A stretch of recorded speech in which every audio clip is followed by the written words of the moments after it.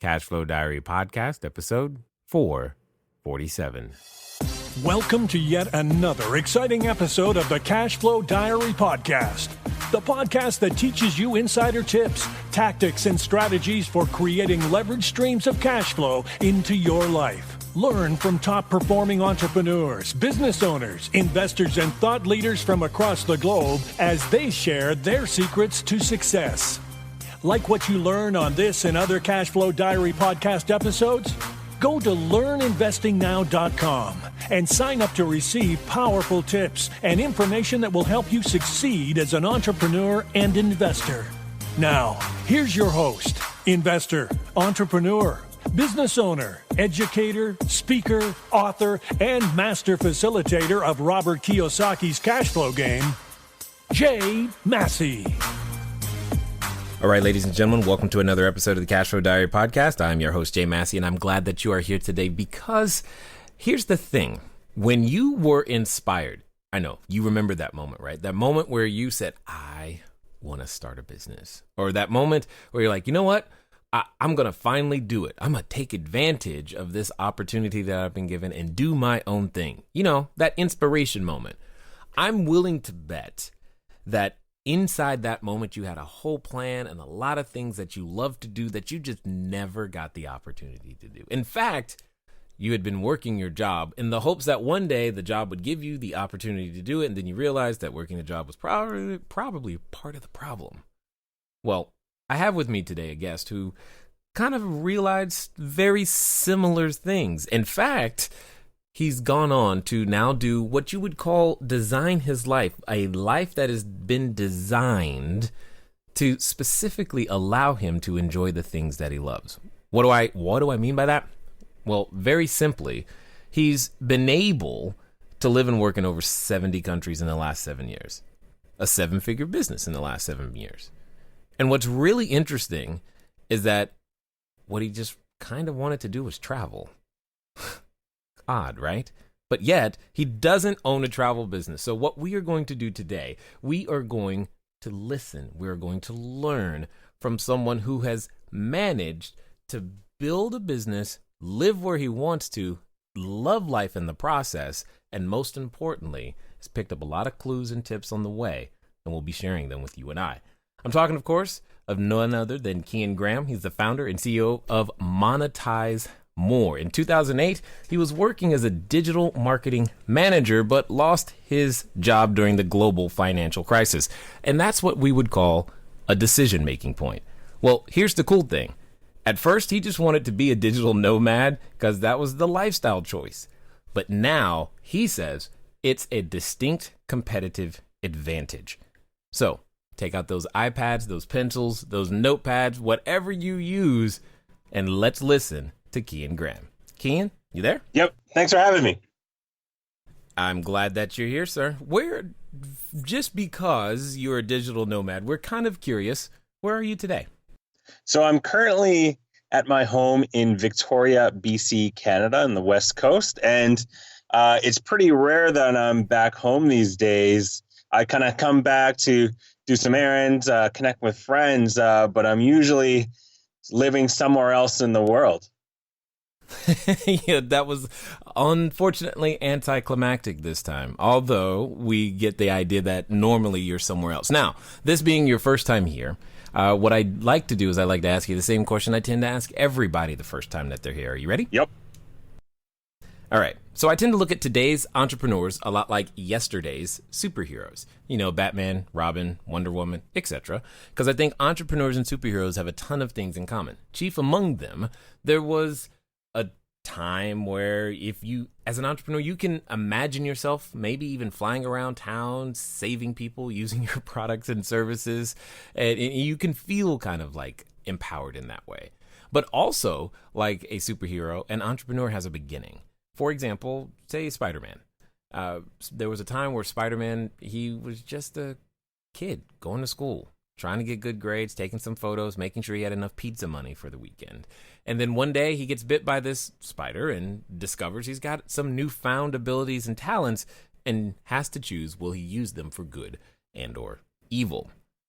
So my question to you is as follows. before, say, the 70 countries, before your business monetized more, before all of the employees and deciding to be a digital nomad, before, even being able to overlook Machu Picchu, before all of that stuff that people know you for today, my question is, who is Kean Graham?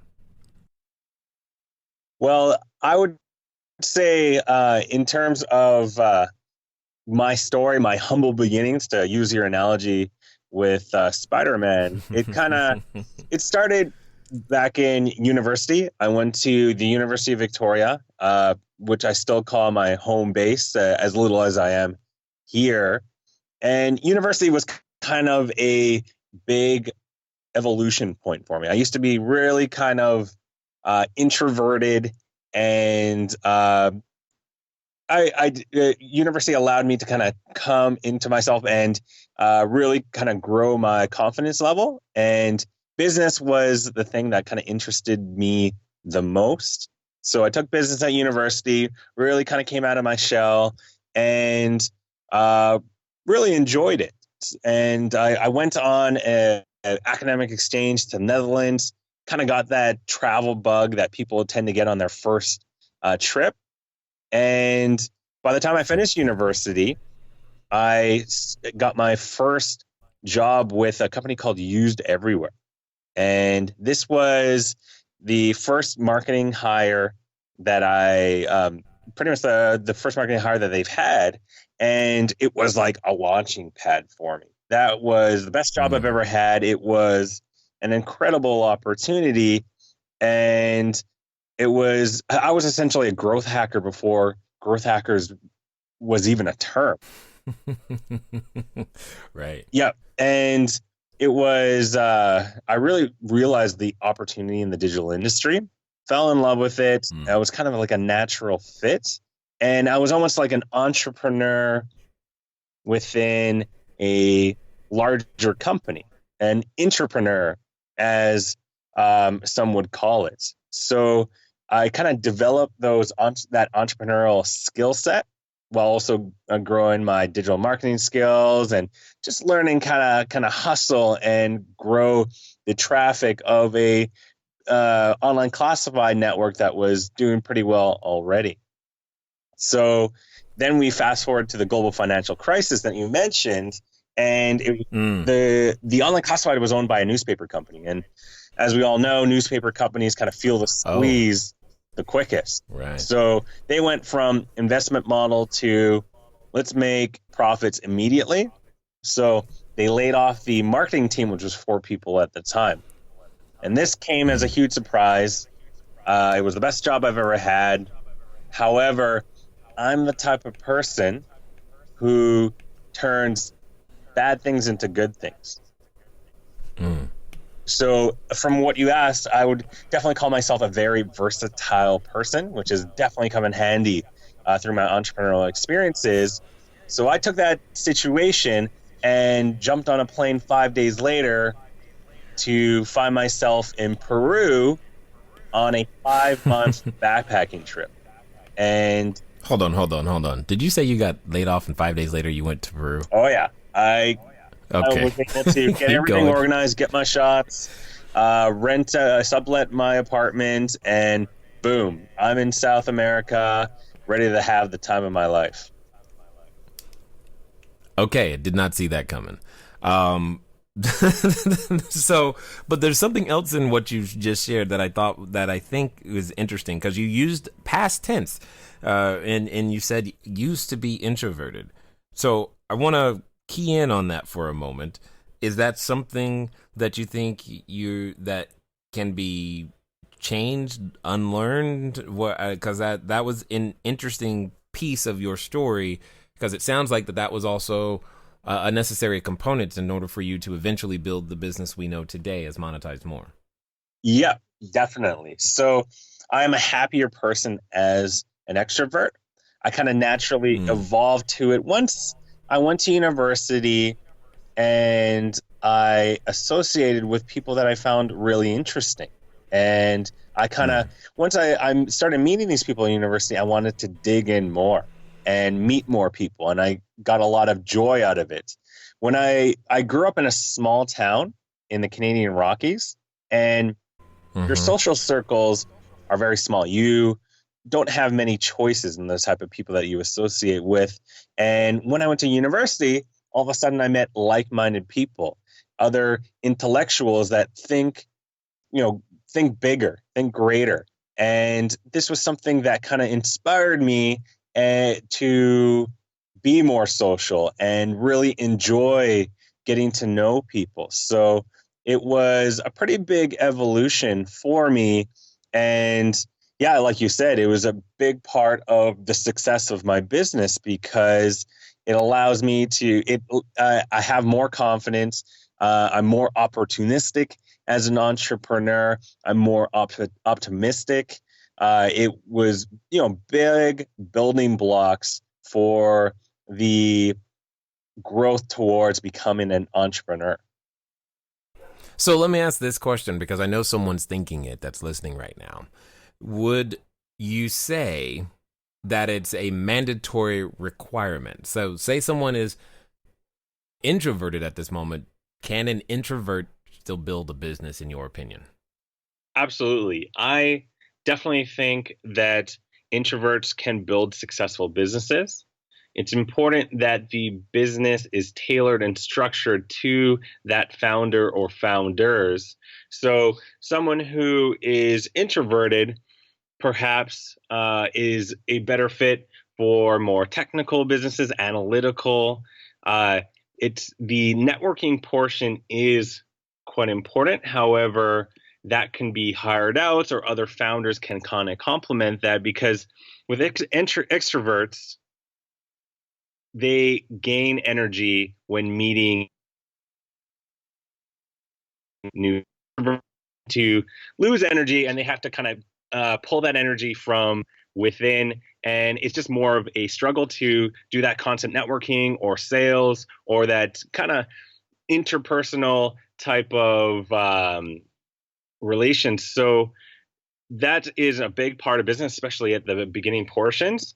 However, for the business that I've built and the initial traction that I got, it had a lot to do with my extroverted traits.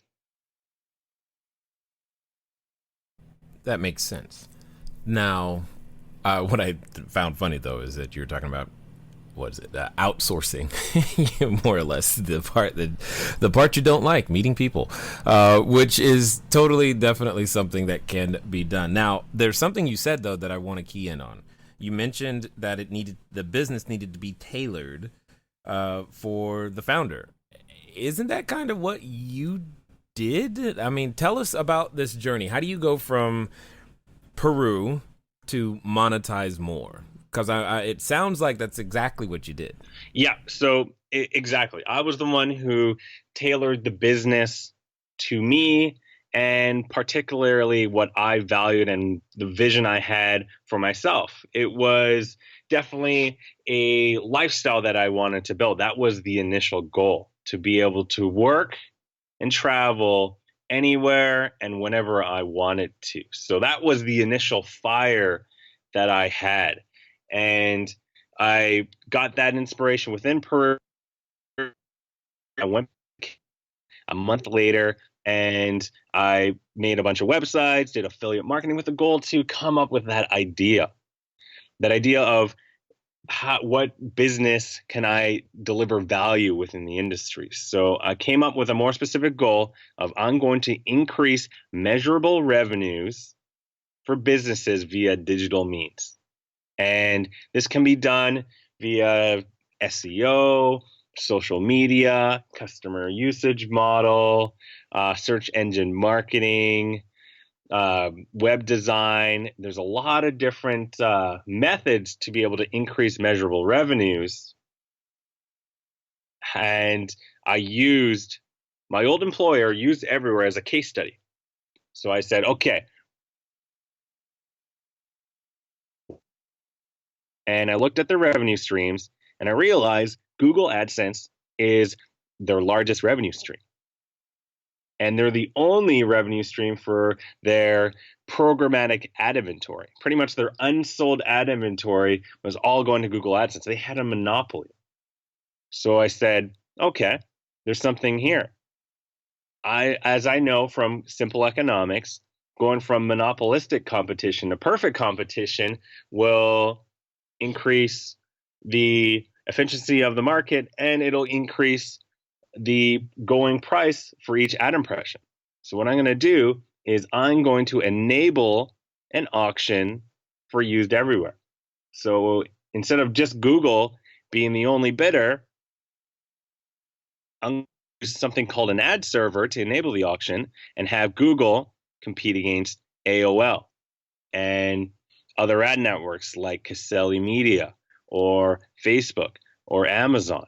And with all those competing against each other, having, say, 10 bidders versus one bidder, the price is going to go up from the increased demand. That is the theoretical part. So I went to use everywhere. I said, okay, I can enable an auction and increase the price for your ad space. And they said, okay, that sounds great, but we can't really afford to pay your retainer. I said, that's fine. I'll charge you a percentage of the increase. If I don't increase your ad revenues, I'll charge nothing. And they said, so I started with initial optimization on AdSense. I changed the colors, changed the font sizes to see which gets higher click-through rates. And that got an increase of like 10%. Then I went into adding AOL and the other ad networks and kept on testing different ad optimization tactics with the goal to increase their ad revenues further. And it went up and up and up, and I was able to make them additional millions. And that was the initial success story that I pioneered over a 2-year period. And now we use it for websites around the world. We've tailored technology to it. And we're also building a SaaS solution for publishers to be able to do it on their own. Got it. Wow. All right. That's clearly the big idea. So my question to you is, to those entrepreneurs that are listening that are just, maybe they're still sitting on their big idea or have had, some thoughts around their big idea, how on earth do you gather the courage to get started? Like, a lot of people have a challenge just saying, you know what? This idea is something that I'm going to plant my flag upon, and actually go out there and do it. Where did that courage come from for you? I would say it was a bit natural for me. Entrepreneurial type of environment. My parents have a bed and breakfast in the Canadian Rockies, so that is their business. So I lived in a pretty unorthodox type of childhood. We lived literally on a mountain in, our neighbor's pretty much a bear, and we were off the grid for 5 years. Actually, we lived on solar power, so it would not be uncommon for me to do homework under candlelight because we literally had no power. How close was the school? It was about a 20-minute drive away, 4-kilometer dirt road. So it was, we were able to get to school each day, except for but it was, to pretty much sum it up, it was a pretty unorthodox type of childhood, and it allows me to have a very wide comfort zone, and to go into something new was not as tough as, say, someone else. So that having that courage, I didn't need as much courage, say, as maybe the other person. And because I grew up in a more entrepreneurial type of atmosphere, it was closer to my comfort zone. Got it. Okay. That makes sense. So take us on this journey. You go from idea. How does you go from idea, like what have you learned in the process of taking that idea, bringing it to market, and then ultimately growing it to the point where you have. Hey guys, thanks for listening as always, and I'm glad that you continue to support with each and every download and subscription and share. One of the things that I want to ask you though is, where are you listening to me from right now? I know some of you, maybe you're on a treadmill, maybe you're washing dishes, maybe you're walking that dog, and some of you are actually in a vehicle driving right now. One of the fun things that you can do, get some of your time back, is begin to living a car-free existence. But even then, it can be a little complicated. So one of the things that I want you to do is I want you to go over to Zipcar. Go to joinzipcar.com/cashflow diary. It's a way that I am able to still go get a car just for a few hours, very, very simply, so that if I have a lot of errands to run and sheets to drop off and running to the short-term rentals, or if I just want to go for a long trip up to LA and back, etc., I can rent a car for a very, very short period of time. And the cool part is I don't even have to pay for any gas. Again, go to joinzipcar.com/cashflow diary. So I had that initial idea, and I was using the old employer as a case study.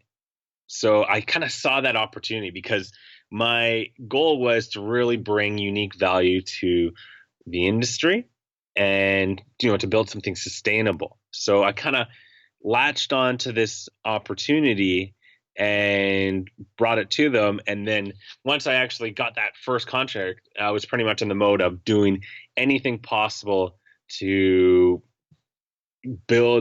increase their ad revenue. So that I was able to kind of hit it off the start. And a really important part, because I was looking at all these other venues too, SEO clients. And I think what's really important for entrepreneurs is to start working on it, like just start doing it and get results, and then pivot if you need to. But usually when you're in the process, you see opportunities. Like once you're actually in it, that's the hardest step. Getting in there, start working on it, and then those opportunities show themselves. And then at the beginning, that's the most important time there. And you have the ability to make a quick pivot towards the real opportunities where you will create unique value for that industry. Well, but hold on one second. I want to address something, because you said when you get into the process, then you have the opportunity to realize and see other things to where you could possibly pivot. There are a number of people who, unless they can map out the entire thing, never get started. What would you say to that? I would say start with something. Make your best guess of where the opportunity is, and then just start working on it. Build that website. Approach that client. Build that Instagram profile. Just start getting traction, start moving towards that goal, and things start to materialize once you're actually in it. That first step is so important, and people tend to stay in that research and gathering stage for years, and they just never get out of it. So how did you set yourself free, or how could someone else set themselves free, in your opinion? In my opinion, it's really just making that first step. At the end of the day, it's up to them, and just make that first step, whatever it is. Like I said, make that relevant website, or approaching that client, or if they're looking for a co-founder, start talking to people. Like start making actions rather than just having thoughts and talking about it. Like just do it, pretty much. That's like it's a very Gary Vaynerchuk thing to say, but I mean I completely believe in it, and I mean I'm also living proof. Like I did.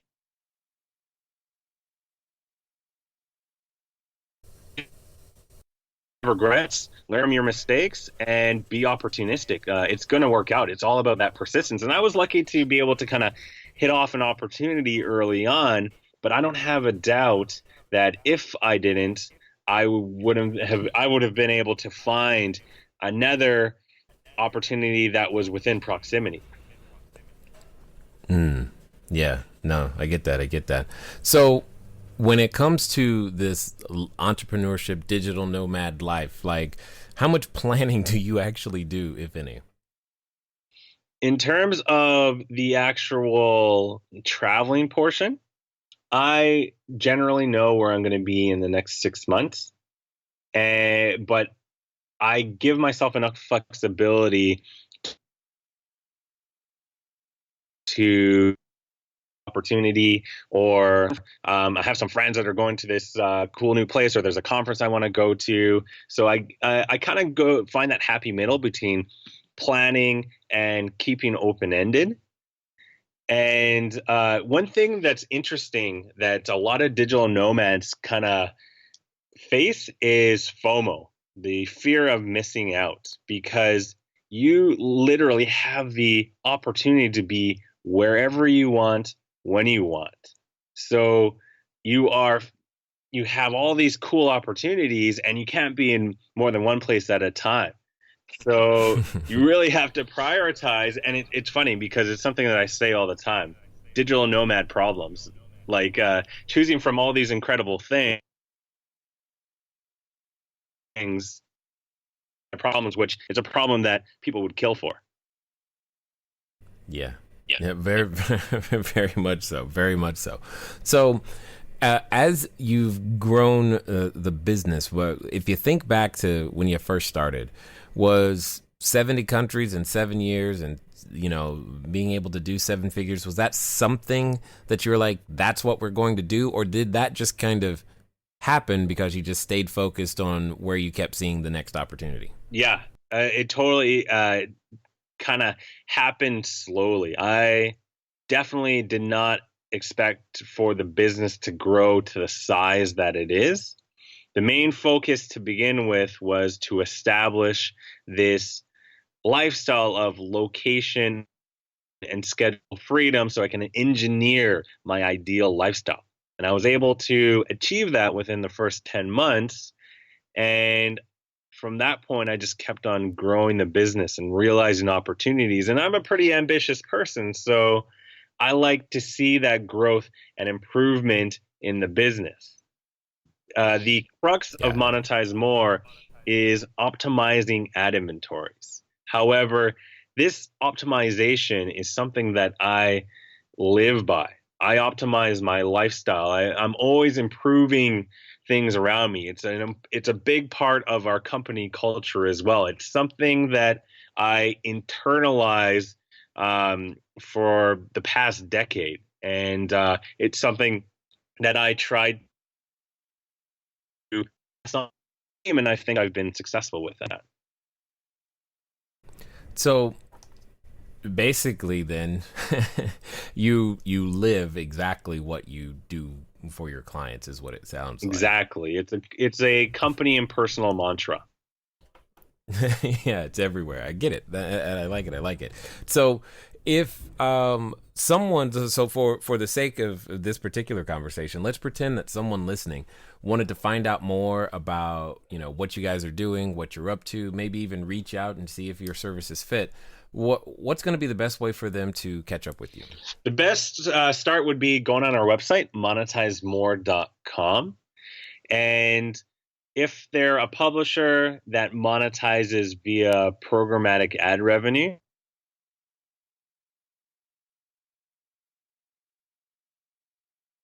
we have 3 different solutions that's consolidating into 2. So for small business, we have DoubleClick Ad Exchange, which is the premium version of AdSense, and it for publishers that want to pretty much make that next step from AdSense to Ad Exchange, they have access to more advertisers, better targeting technology, so they're able to increase ad revenues by making that next step. We also have something called header bid technology, which is a new thing in the industry. And it is essentially like the automation of ad optimization. And we've seen some really strong ad revenue increases. And then we have the premium publisher model, which is pretty much what with used everywhere. We take over all their ad inventory management. We manage everything, and we charge a percentage of the increase. So that's kind of the three products. And we're going to keep the premium publisher product for publishers that want to outsource their ad optimization. And we are developing a SaaS solution that's currently in beta. It's called Pub Guru. And that will allow publishers to optimize their ad inventories in-house. It's DIY ad optimization, and they'll have access to our technology and an easy-to-use interface so that someone within their company can increase their ad revenues all within the platform. That's cool. I like that. I like that a lot. So with that being said, one of the things that I want to do is I want to ask you the final question, because I'm curious to hear what your answer would be. Let's pretend for a moment that someone listening is, thinking about, but has been thinking about that whole jumping off the cliff, if you will. They're finally going to go put on their superhero outfit. Maybe they're even standing in front of the superhero outfit store, Kean, and they're going to become the entrepreneur. They're finally going to do it this time. Now, let's pretend that same person is going to actually do what you suggest, and they're going to do so in the next 24 to 48 hours. What would you suggest that they do? I would suggest for them to the ideas that they can, if they haven't come up with those ideas yet, to pretty much write down all the business ideas that they've come up with before, or just on the spot. Just pretty much bring out a notepad, computer off, just write them down. Just put your head down and write down all those different ideas, and do the research on each one. Look at the competitors, do a bit of micro research, and narrow it down to one or two ideas, and then get on the phone with potential clients and suppliers and kind of assess that opportunity. And then once you've kind of chosen that one idea, commit to it. That way, start talking with these potential clients, and ask them, during the market research phase, ask them what they would, what problems they want to fix, what are their pain points, how can they improve their relationship with their suppliers, and then you find these. That's where you find the opportunity, and then dig in, and start working with them. To get that initial kind of relationship, sometimes it takes some free work and some creative thinking in terms of how you can work with them, so that you minimize their risk, and just kind of keep on digging into that opportunity, and that's how you essentially validate it. So this can definitely be done within the first 24 to 48 hours.